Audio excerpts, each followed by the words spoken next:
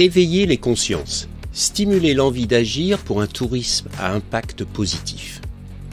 Expérientiel est un podcast indépendant qui explore les leviers d'action nécessaires pour repenser le modèle actuel du tourisme et répondre aux défis futurs du secteur. Notre objectif est d'inspirer et de sensibiliser aux pratiques responsables dans le tourisme en partageant des exemples concrets de réussite et de défis à travers l'histoire de femmes et d'hommes visionnaires, engagés, qui partagent leurs recherches, leurs pratiques, leurs solutions, leurs doutes et leurs apprentissages. Ce sont de véritables passeurs d'expérience et de savoir. Pour continuer l'aventure expérientielle, nous avons besoin de votre soutien. C'est très facile. En laissant une note positive sur notre podcast, en partageant sur votre réseau ou en faisant un don sur notre page Tipeee. Allez, sans attendre, je vous invite à vous installer dans un lieu confortable et calme, et pourquoi pas en pleine nature, pour prendre le temps de découvrir l'épisode du jour. Bonne écoute. Bonjour Cathy, comment vas-tu? Bonjour François, je vais bien et toi? Ça va. J'ai un souvenir de toi qui est fantastique, d'une femme joyeuse, pleine de vie. Je me souviens la première fois qu'on s'est rencontrés, on a eu des échanges et puis on s'est rendu compte qu'on avait des petits points communs. Et puis, il y avait un dîner et tu étais, la hôte de la table. Et tu es venu me voir parce que je parlais avec des gens, etc. Tu m'as dit, François, tu es à ma table avec un grand sourire, beaucoup de joie et vraiment un sentiment d'accueil, etc. Je me suis senti le bienvenu tout de suite. Et donc, ça m'a fait très plaisir de rejoindre cette table qui, en plus, respirait vraiment la bonne humeur. Donc, voilà, j'étais vraiment très content de passer ce moment avec toi et avec tes invités à cette table. Et moi, quand j'ai découvert la liste des invités de ma table, j'étais en joie de savoir que tu étais à ma table avec deux autres des personnes qui nous accompagnaient à notre groupe de Dream Team Agapé que tu connais puisque tu nous as vus. Voilà. Donc non, moi j'étais ravie de cette rencontre sous les meilleurs auspices dans une destination de rêve. Enfin, en ce moment pas trop, mais qui pour nous a été pendant 4 jours un grand voyage à la fois spirituel, d'expérience, de rencontres, de nouveautés, de passé qui revenait au présent et peut-être au futur. Voilà, le Tout à tourisme. fait, ouais. Ouais, non, c'était intéressant. Et puis vraiment, c'était 130 personnes qui venaient d'horizons différents du tourisme.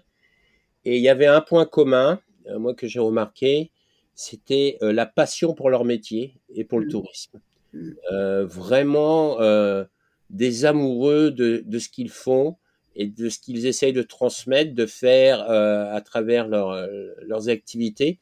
Et j'ai trouvé que c'était un très beau rappel pour moi. Je veux dire, où des fois, quand on se met dans une niche ou quoi que ce soit, on a l'impression que les autres ne comprennent pas quoi que ce soit. Mais vraiment, je trouve que dans le tourisme, il y a ce côté humain qui est très fort, Ah cette oui. convivialité, cette joie de vivre, même si, comme tous les secteurs, on rencontre des problèmes, des enjeux, etc., et que c'est pas toujours facile.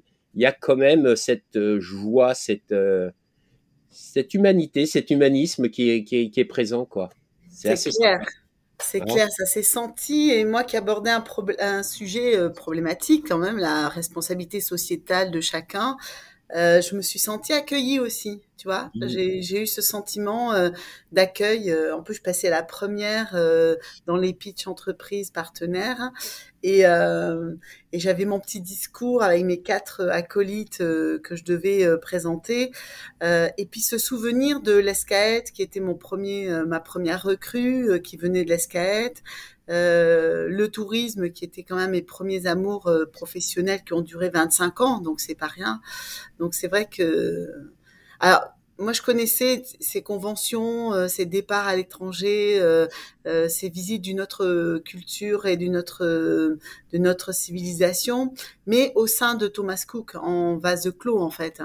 Et Mmh. je connaissais pas la disparité du marché, les rencontres avec les autres, les confrères, les concurrents, les partenaires, les clients, enfin, tu vois, tout ce panel-là, je ne le connaissais pas ou très peu, et ça a été une chouette redécouverte de cet univers qui est propre au tourisme. Ouais, tout à fait. Et ce forum des pionniers qui revenait après quelques années d'absence suite aux événements du Covid, etc. J'ai trouvé qu'ils avaient fait réaliser vraiment un travail fantastique. Mm. En plus, sur une destination qui est incroyable, je veux dire, d'un aspect historique, d'un aspect spirituel, d'un aspect actuel aussi. Ouais. Et qui montre bien aussi la complexité du monde dans lequel on vit. Mm. Et on peut pas rester dans sa niche. Il faut vraiment aller voir à l'extérieur et partager, échanger, communiquer, euh, accepter de pas être toujours d'accord, mais de manière constructive pour pouvoir avancer ensemble. C'est ça. Puis on avait des qualités d'intervenants. Moi, je me rappelle l'hybridation avec le Centaure, qui était une très très belle dans un lieu quand même incroyable, la Tour de David. C'était ça mettait vraiment le ton très haut dès le départ Mm. de ces 4 jours. Ouais, vraiment un très très bon moment. Puis Ouais, moi, des découvertes diverses et variées d'agences de voyage, de petits tour opérateurs, de petites agences de voyage, de grandes agences de voyage, enfin de tout ce scope des compagnies aériennes. des hôteliers. Moi, des hôteliers jusqu'au dernier moment, c'est-à-dire au départ de l'aéroport.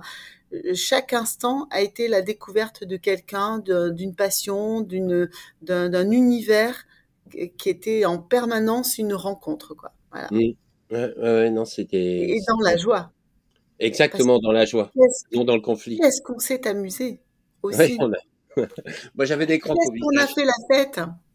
Ouais, moi, je suis beaucoup plus calme, moi. Il arrive un moment, Ah, moi, j'ai mais bon, retrouvé des réflexes. voilà. C'est-à-dire que l'intention est là, mais après, le corps ne suit pas de la même manière avec l'âge, tu vois. Moi, il a suivi, j'étais bien contente qu'il suive. Ensuite, on a un autre point commun, Oui. Ah oui. c'est que nous sommes tous les deux formés à l'économie de la fonctionnalité et de la coopération. Ah, ça, c'est quand même. Ah, parce qu'on trouve pas ça tous les jours, hein. Et puis par deux personnes différentes, En par plus, deux ouais, approches différentes. Mm. exactement. Mais avec un point commun qui est l'économie de la fonctionnalité et de la coopération, donc qui est une extension de l'économie circulaire, Ouais. hein. Et c'était marrant parce que je crois que tu es la première personne dans le monde du tourisme que je rencontre et qui partage cette connaissance. Et donc j'ai trouvé ça génial, quoi, génial. Ah, moi aussi, ça m'a tellement surpris, je m'y attendais pas. D'autant que c'est toi qui m'as abordé sur le sujet, puisque j'avais j'en avais parlé mon intervention, mais donc c'était plus facile pour toi de venir vers moi en disant ah, tu as parlé de l'économie, de la fonctionnalité, de la coopération, tu as glissé ça comme ça, ni vu ni connu. Oui, alors moi je suis formée depuis 2 ans. Et j'ai donc suivi un parcours avec Athémis, mais il faut que tu saches que j'essaie de l'insuffler auprès de mes clients. Quand j'ai un nouveau contrat, j'apporte toujours un livre qui s'appelle Modèle économique de demain. C'est une BD de Christophe Saint-Pepys. Voilà. Donc là, on est en train de se montrer tous les deux la BD. Et moi, Voilà. Christophe, c'est lui qui m'a formé à l'économie de la fonctionnalité et de la coopération. J'ai eu la chance de travailler, et non seulement il m'a formé, mais de travailler avec lui lorsqu'il a créé la coopérative Imatera. Et donc, j'étais tout au début de cette aventure et je suis resté avec eux 6 ans à accompagner des dirigeants d'entreprise à réfléchir et sur la transformation de leur modèle économique. Ouais, je comprends. Et Ah, donc, moi, moi j'essaie d'insuffler ça parce que je trouve que bon, l'économie circulaire m'accompagne depuis 2014. dans tout mon dispositif événementiel responsable. Mais il faut savoir aussi que j'essaie de faire comprendre aux acteurs, à mes clients, quand je les accompagne sur leur certification quelconque, ISO 20121 ou ISO 26000, qu'il faut qu'ils réfléchissent à changer de modèle économique. Mhm. Et donc, je les aide en s'inspirant de cette BD écrite par ton acteur de ton côté, voilà. Voilà, mon Et donc, mentor. moi, j'ai du coup cette double vision. Et tu m'as incité, tu m'as parlé de l'entreprise régénératrice. Mhm. Donc, je suis allée voir la convention des entreprises pour le climat qui a eu lieu le mois dernier, euh, qui était extraordinaire. Donc, j'ai découvert un univers sensationnel et je me suis inscrite à la formation qui commence en septembre pour l'entreprise régénératrice. Voilà. Voilà, et moi je suis en train de la faire actuellement. Ok. Et d'ailleurs, c'est co-développé avec AXA Climate Oui, j'ai et vu. puis Christophe, qui aujourd'hui dirige et fait des recherches actions à l'école Lumia à Montsartou. Mhm. Donc voilà, et moi je sais que l'expérience que je suis en train de vivre, j'apprends énormément. Bon, il y a des choses qui chahutent aussi parce que qui questionnent. Hein. C'est pas parce qu'on a une formation, une connaissance de certaines choses dans ces modèles économiques qu'on n'est pas bousculé comme tout le monde. Au contraire, il y a des choses qui nous interpellent et qui ont dit oh waouh, comment je vais faire ça, etc. C'est pas facile. Mm. Mais dis-moi, tu m'as tendu une perche tout à l'heure. Qu'est-ce que tu fais et qui tu es? Ah, Parce que ça, on ne l'a pas encore découvert. non, pas encore. Enfin, t'en as vu un aperçu quand même pendant le forum des pionniers. Oui, Euh, moi, je te connais un peu plus, mais les auditeurs, peut-être pas. alors, qu'est-ce que je fais? Alors, bah, j'essaie d'accompagner autant que possible les entreprises ou acteurs publics, ministère des Affaires étrangères par exemple, à mettre en place des événements responsables. Entre autres, ça c'est une partie de mon activité. Euh, je les aide à récupérer le matériel en fin d'événement ou à éco-concevoir leur événement. Bon, ça c'est la partie, comment dire, régie, on pourrait dire régie RSE événementielle. Euh, Après, j'ai une partie d'accompagnement sur la certification ISO 20121, donc système de management responsable des événements. Donc là, j'aide le donneur d'ordre à manager ces événements de façon plus responsable. Donc on définit, comme on le ferait sur la 26000, on définit sa vision, sa mission, ses valeurs, on définit ses enjeux RSE, ses enjeux environnementaux, sociaux et économiques. Et après, on décline un plan d'action qu'on déploie. Puis après, il y a toute une série de procédures, manuels SMR. Donc tout ça, c'est du vocabulaire dédié à la qualité, mais que j'accompagne par deux méthodes de travail. Donc l'accompagnement par les petits pas, hein, donc la méthode Kaizen, sur le processus du PDCA, de la roue de Deming, donc planifier, mettre en œuvre, contrôler et améliorer, donc en permanence. Et la conduite du changement, que j'accompagne à la fois individuellement et collectivement. Donc je vais avoir une posture différente en fonction de mes interlocuteurs pour les amener à changer. C'est-à-dire, je ne vais pas être en haut de l'escalier ou de la montagne et les assister pour qu'ils montent. Je vais descendre, me mettre à côté d'eux, à leur niveau, et les aider à monter marche à marche le parcours qu'ils ont à produire. Voilà. Et comme je disais lors du forum, et que j'aime tellement cette citation, et qui va tout à fait avec le tourisme, donc qui sera sûrement mon prochain terrain de jeu, on va dire. Un voyage de 1000 lieues commence par un premier pas. C'est pas le plus facile, hein. Ça c'est Lao Tse qui disait ça. C'est pas le premier pas le plus facile, parce que c'est celui qui va demander le plus d'efforts. Mais une fois qu'on est parti, le chemin est un beau voyage. Alors, cette citation, moi, je m'en souviens très bien quand tu l'as Mmh. dit. Et elle Mmh. est restée avec moi et je l'utilise de façon régulière, etc. Alors, le modèle économique d'une entreprise, moi, j'utilise toujours cette métaphore de la voiture. Oui. Euh, donc, dans une voiture, il y a des roues, il y a un châssis, il y a, comment dire, une carrosserie, un moteur, etc., et tout ce qui va avec pour le confort. J'ai l'impression qu'aujourd'hui, comment dire, on focalise beaucoup plus sur la carrosserie et le confort, et on ne touche pas forcément au moteur, qui est le modèle économique.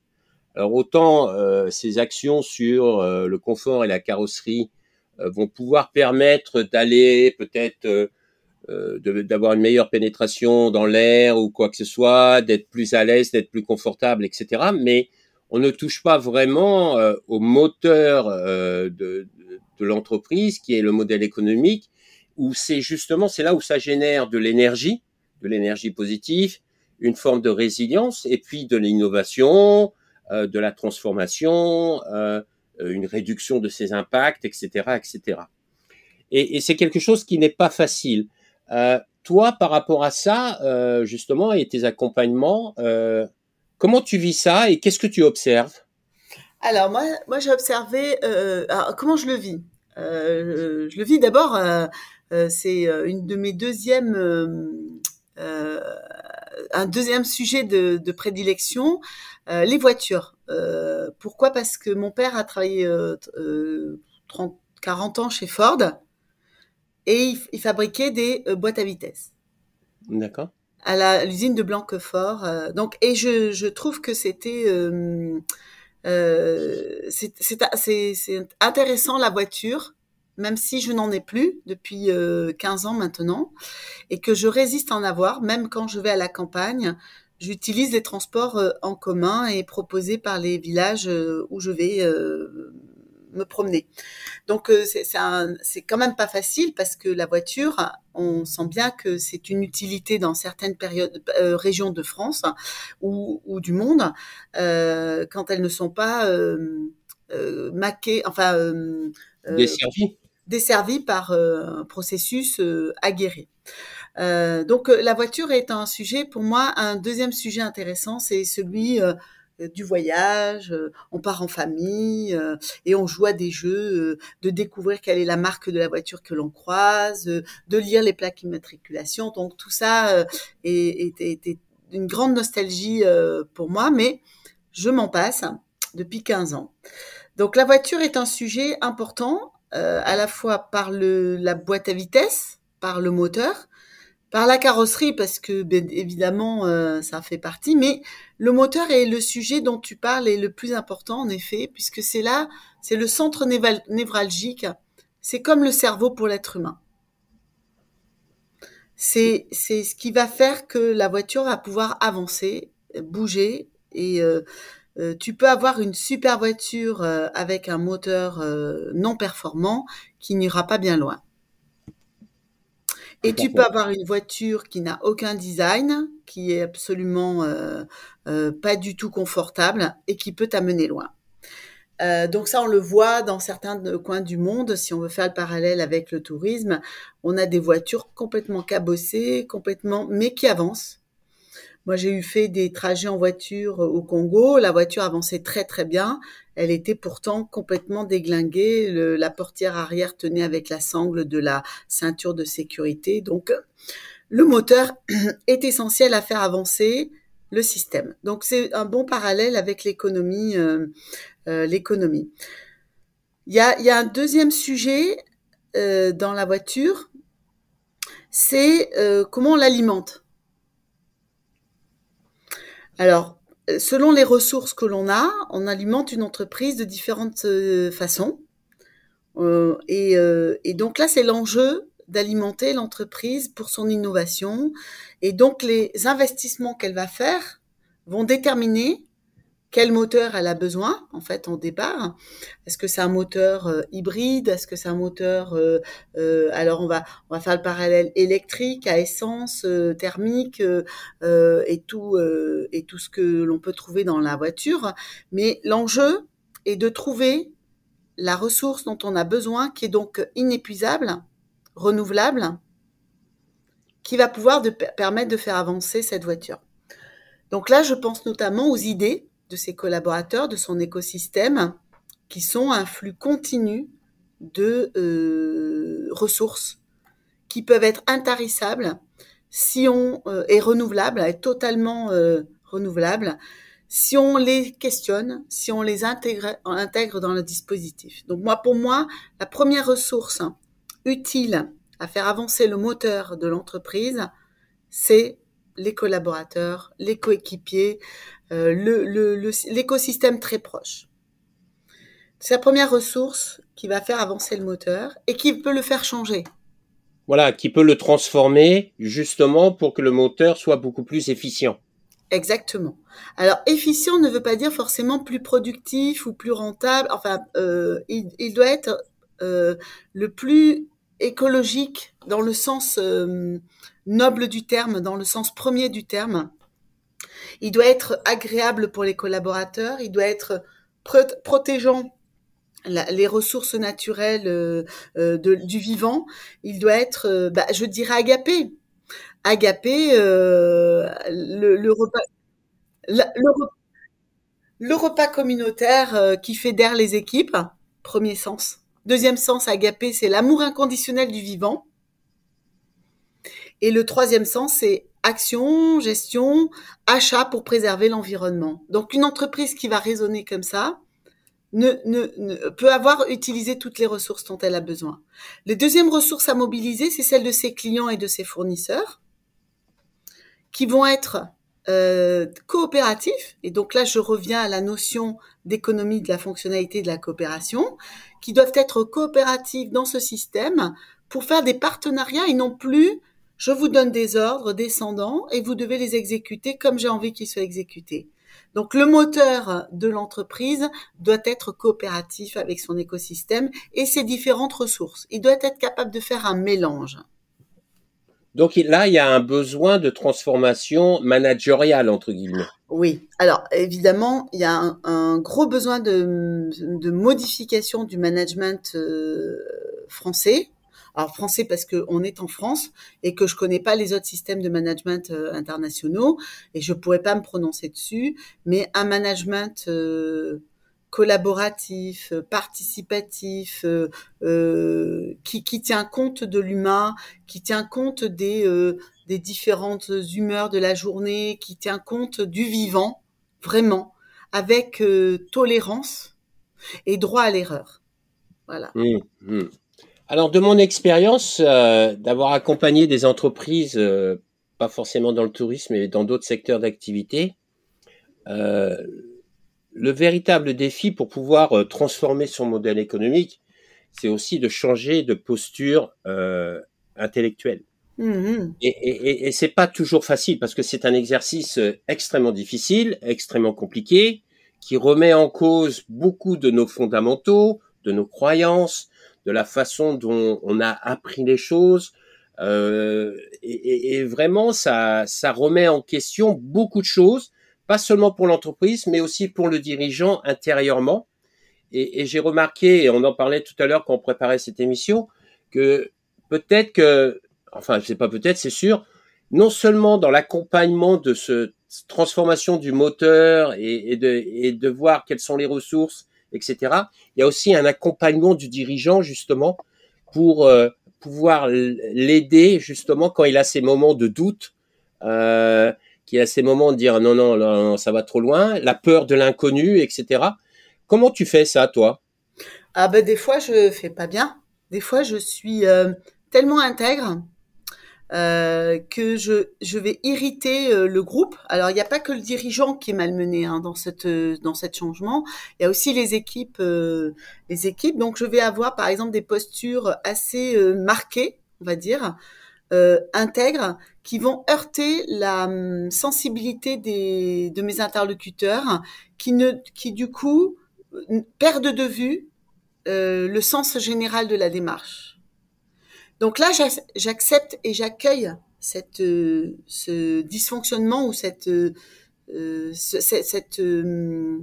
comment pourrait quel est le mot, dissonance momentanée, tu vois, comme le bruit d'un gong qui au départ est un peu désagréable ou surprenant et après on s'habitue et il devient agréable. Et donc je sais que le temps joue avec moi en fait. Et c'est la répétition des rencontres, c'est le fait d'avoir posé la chose comme un mal pour un bien. Mhm. Eh bien, je sais qu'elle va porter ses fruits, que la fois d'après, la personne aura grandi entre-temps, que ça aura germé. Et en fait, tu sais, à une époque, moi, j'ai beaucoup travaillé sur moi en développement personnel et avec beaucoup de méthodes alternatives, dont le chamanisme. Et on m'a appris euh, que chaque personne entre nous, on est des éveilleurs de conscience. Mhm. Donc, comme l'abeille, on va butiner, on va aller poser un peu de pollen et ça va germer. Et le temps que ça germe, et le temps n'existe pas en fait. Il n'y a pas d'espace-temps. Mhm. Il devient illimité. C'est-à-dire que tu peux avoir quelque chose qui va te heurter à un moment donné, mais n'aura des conséquences que 6 ans, 7 ans plus tard ou 8 ans plus tard. Et donc, tu peux très bien, toi, en tant qu'éveilleur de conscience, ne pas avoir vu l'impact. En plus, comme je suis dans une dimension de partage total et de coopération absolue, euh, l'idée n'appartient plus à personne, en fait, ou elle appartient à tout le monde. Mhm. Donc, du coup, le changement se fait comme ça, petit à petit et tranquillement. Mais il y avait, lors de la convention des entreprises pour le climat, ça me fait penser à ces 25% de personnes qui peuvent permettre la bascule.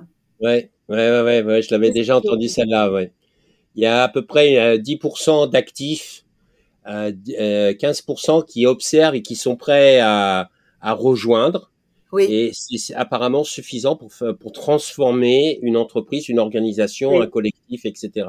oui. Alors Ah, tu vois, c'est- la convention m'avait tellement inspirée que j'ai écrit une petite nouvelle sur le sujet de 6 pages que je pourrais t'envoyer, ouais, tu avec pourras plaisir. Oui, lire. oui, oui, on partagera avec les auditeurs. Avec plaisir. Donc j'ai écrit cette petite nouvelle parce que j'écris à mes heures perdues et je trouve que écrire est aussi un bon moyen de transmission et de changement parce qu'on peut inventer, on peut imaginer le modèle qu'on a envie qu'il soit demain. Tu Hmm. vois. Et par l'écriture, on le rend possible. Ouais, ouais, ouais. On le rend concret en fait, on le rend matériel. Et c'est marrant parce que moi, ça fait 3 ans que j'écris un livre. Ah, super. Ah bah dis donc, un troisième point commun. Ouais, ouais, ouais. Et ce qui est intéressant, c'est que, bon, j'espère qu'un jour il sera publié. Et si je vends 10 exemplaires, je serai l'homme le plus heureux du monde. Si j'en vends plus, ça sera génial. Mais ce que je veux dire, je suis d'accord, je te rejoins complètement. C'est-à-dire que le fait de pouvoir écrire et justement de prendre le temps aussi, hein, c'est-à-dire de pas faire quelque chose en 2 mois et avancer, parce que on évolue tout le temps, on apprend, on s'enrichit humainement, intellectuellement. Et donc, ça permet de poser des idées, et vraiment de les poser et de les concrétiser dans sa tête. Oui, Et je trouve que c'est quelque chose d'extrêmement structurant.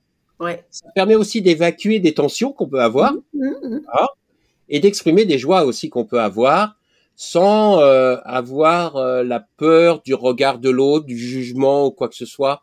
Et je trouve que c'est un exercice vraiment sympathique. Moi, je l'avais fait par rapport à un événement de vie personnel qui m'avait beaucoup affecté.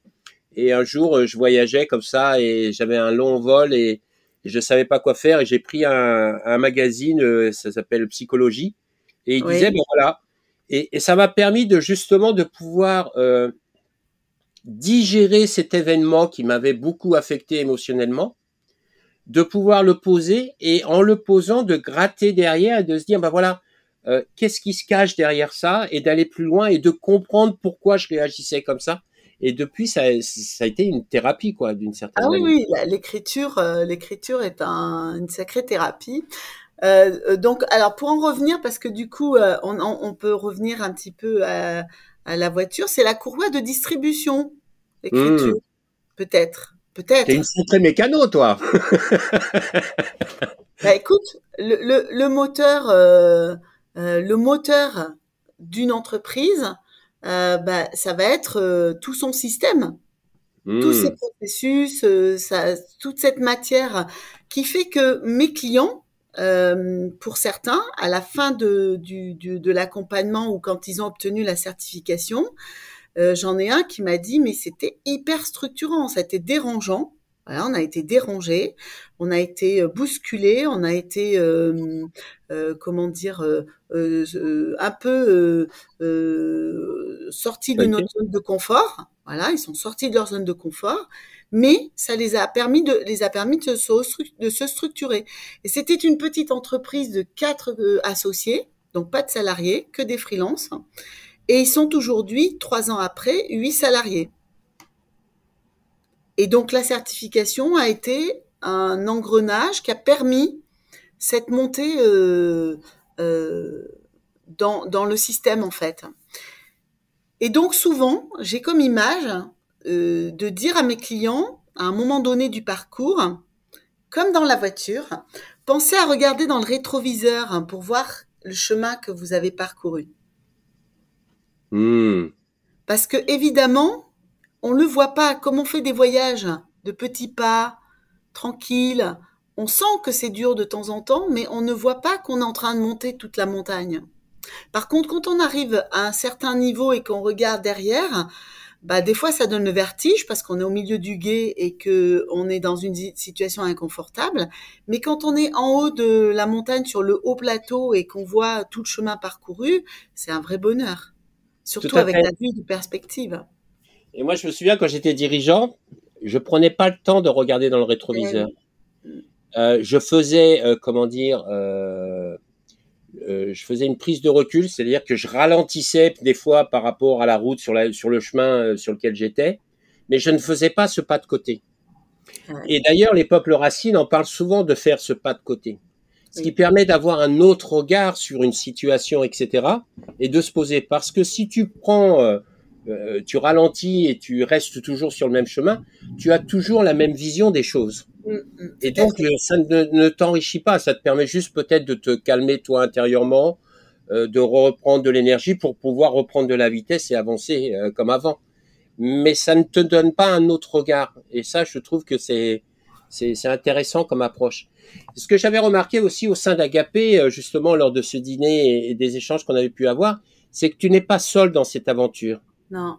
Et tu t'entoures de, justement, comme tu l'as bien décrit tout à l'heure, d'un écosystème, ok, où justement il y a des compétences différentes qui sont là pour enrichir ces accompagnements que tu fais. Tu peux nous partager ça? Oui, alors j'en ai plusieurs et j'y reviendrai et je perds pas de vue ce que tu m'as demandé pour le dirigeant, comment on pouvait l'accompagner. Je t'en parlerai en dernier. Donc oui, je suis accompagnée pour tout le système de certification, d'accompagnement au changement par Victor Coeur, qui est cofondateur de Soco, qui met en lien les entreprises avec les associations, avec le milieu associatif. Donc voilà, ça c'est un des Il acteurs. porte bien son nom. Pardon? Il porte bien son nom. À ravir. Il est, en plus, comme tu as pu le constater, il fait vraiment de la relation humaine profonde. Chacun a sa petite marque d'attention. Il fait vraiment les choses avec le cœur. Mm, mm. Ensuite, tu as Eliamine Soum qui lui s'occupe de la partie inclusion, personnes en situation de handicap, lutte contre les discriminations.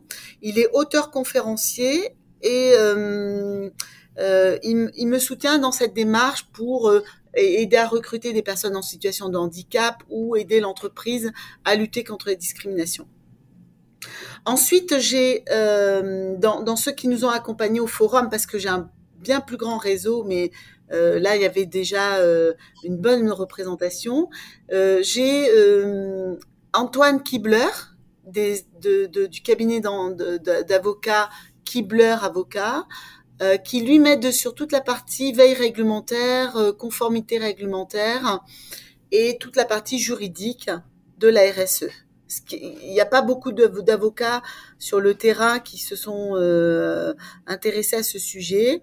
Et là, on est en train de monter en compétence sur comment l'aborder, comment faire un audit, comment aider l'entreprise à être conforme au niveau réglementaire. Mon quatrième acolyte, c'était Pierre Famechon, qui lui est mon développeur informatique, puisque je suis en train de créer une plateforme pour faciliter mon travail. Et par sérendipité, nous a permis de créer un collecteur de données pour le bilan carbone que l'on va commercialiser et qui va permettre de faciliter la collecte des données pour les événements. Sachant que la loi en 2023 s'est durcie et à bon escient et demande donc aux entreprises de faire un bilan carbone de scope 3. Donc les événements des donneurs d'ordre, des grandes maisons, vont être interpellés sur le bilan carbone. Et ensuite, donc dans l'ombre, il y avait Mathieu Lepoivre, qui est mon ingénieur carbone, qui lui m'aide à valider les bilans carbone. Et après, j'ai tout un écosystème, et dont notamment une personne qui est très très forte pour justement les périodes de changement, qui est coach de dirigeants.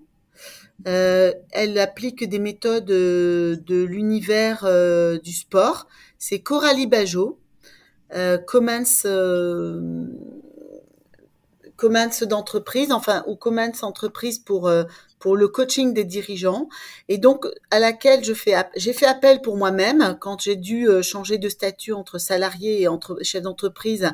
On sait bien que c'est pas les mêmes moteurs qui se mettent à l'œuvre, donc il a fallu que je change mon moteur et mes pensées.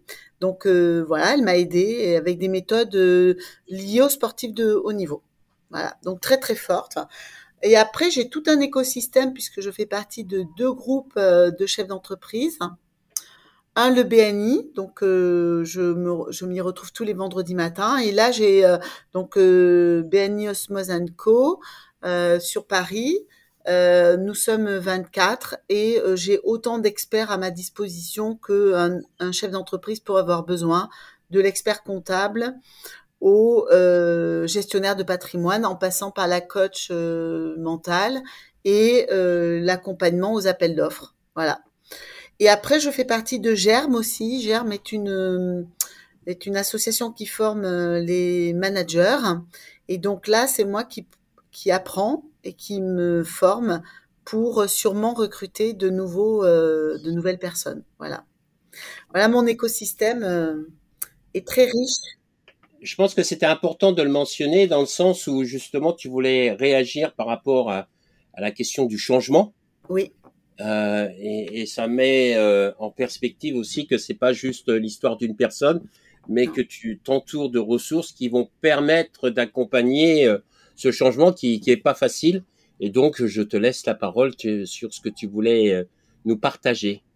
Je voulais te partager donc Coralie Bajot, qui est cette coach d'entreprise, de chef d'entreprise, qui elle aide les chefs d'entreprise à passer les moments de doute et de périodes difficiles. Chefs d'entreprise, dirigeants, présidents et managers de leurs équipes. Et elle peut même coacher quelqu'un de l'équipe. Elle fait du coaching en équipe ou en individuel. Alors, de ton expérience, justement, en partageant avec Coralie, quelles sont justement les situations les plus fréquentes que vous rencontrez avec les dirigeants, les managers, justement, dans cette période de changement, de transformation? L'épuisement et la lassitude, tu vois, c'est le moment où les gens vont être épuisés. Parce qu'en fait, le changement, il arrive justement après. Quand tu as touché ta zone d'épuisement, quand tu es au bout du rouleau, c'est parce que tu n'étais pas à ta place, tu n'avais pas bien appréhendé ton univers et ton écosystème, et surtout ton intégrité. Et c'est parce que tu es à contre-courant de ton intégrité que tu es épuisé. Et donc, le changement arrive après. Malheureusement, ou alors si c'est une prise de conscience. La prise de conscience qu'il faut agir. Tu vois, à la Convention des entreprises pour le climat, je pense que Marie, de Vedette de Paris, a senti que c'était le moment de changer. Et elle en témoigne très très bien avec beaucoup d'authenticité, parce qu'elle était très polluante et qu'elle n'avait pas conscience de son impact, ni dans sa méthode de management, ni dans sa méthode de travail. Pour revenir à mon expérience personnelle, parce que c'est de ça qu'on parle le mieux, moi, il m'a fallu un burn-out pour comprendre que je n'étais plus à ma place. Que le tourisme me heurtait tel qu'il était vécu à l'époque par Thomas Cook, un tourisme de masse qui était négatif, qui était exploitant les ressources, exploitant les humains, et qui ne tenait pas compte du vivant, comme je l'ai dit tout à l'heure.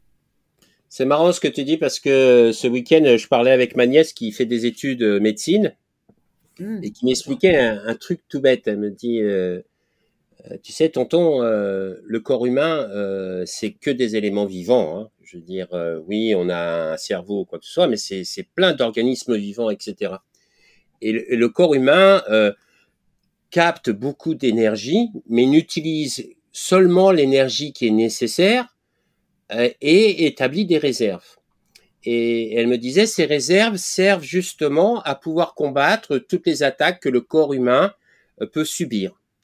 Et elle me dit, tonton, quand un être humain tombe malade, c'est qu'il a épuisé toutes ses ressources énergétiques et qu'il n'en a plus assez pour pouvoir combattre les différentes maladies, attaques sur le vivant, etc.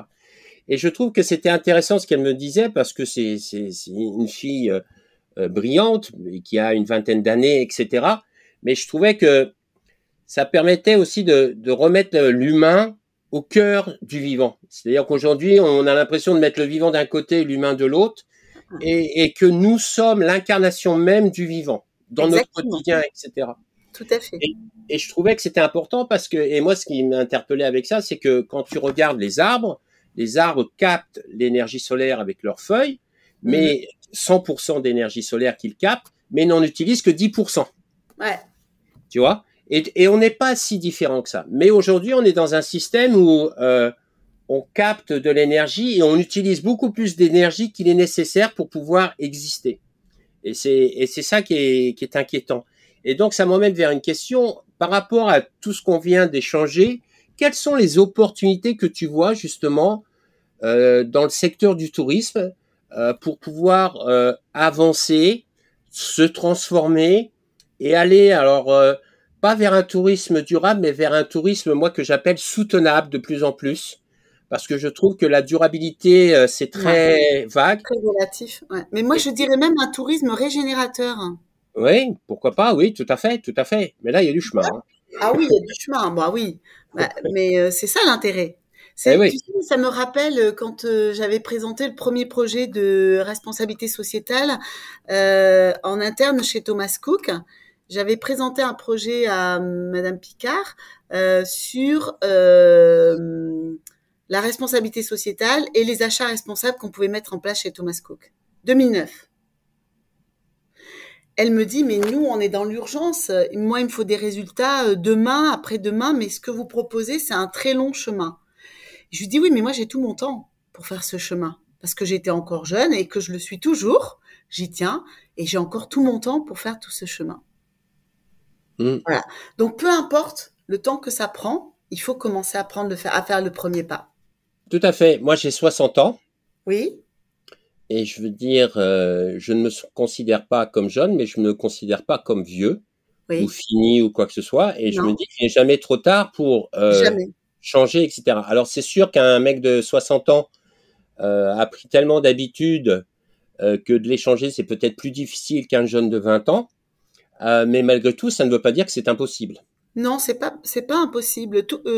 Je pense que ce qu'il nous faut, ce que nous avons besoin aujourd'hui, c'est d'imaginer un futur possible.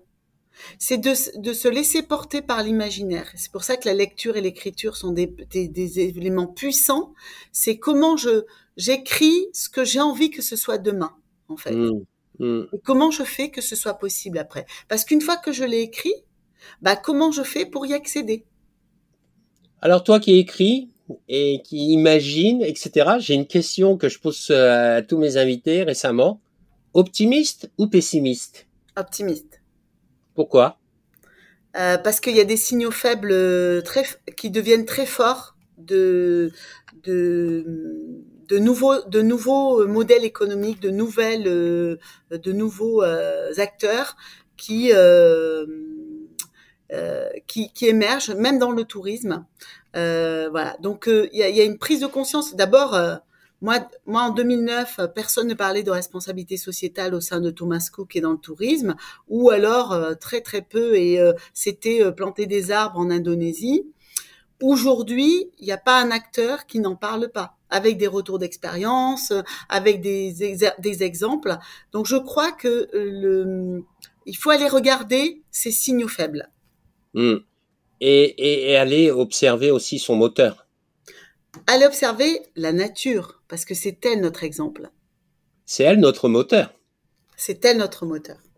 Tu vois, moi j'ai la chance de vivre en pleine nature et d'avoir un chien. Et en général, quand je sature au travail, j'ai mon chien qui vient dans mon bureau et qui fait des signes en disant « Allez, viens, va dehors.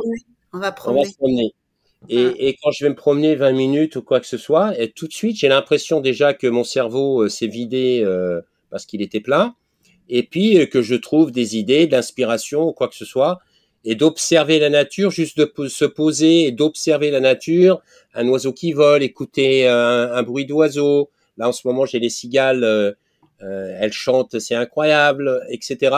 Et je trouve que il y a quelque chose de régénératif, tout simplement. Mais la nature est régénératrice. Ouais. Alors, contribuons à sa régénération. Écoute, Cathy, merci beaucoup pour ce temps passé ensemble. Merci à toi. C'était vraiment sympa. Je suis content d'avoir pu échanger et j'espère que nos échanges vont pouvoir semer des graines d'inspiration et d'action à nos auditeurs. Tout à fait, j'espère aussi. Merci beaucoup et à très bientôt. À bientôt François, merci. Nous espérons que cet épisode vous a été enrichissant et que nous avons pu semer des graines d'inspiration et d'action pour vous accompagner dans votre démarche vers un tourisme à impact positif. Pour rester au courant de toutes nos dernières actualités, suivez-nous sur notre page expérientielle sur LinkedIn, Instagram ou Facebook. À bientôt sur Expérientiel, le podcast du tourisme positif.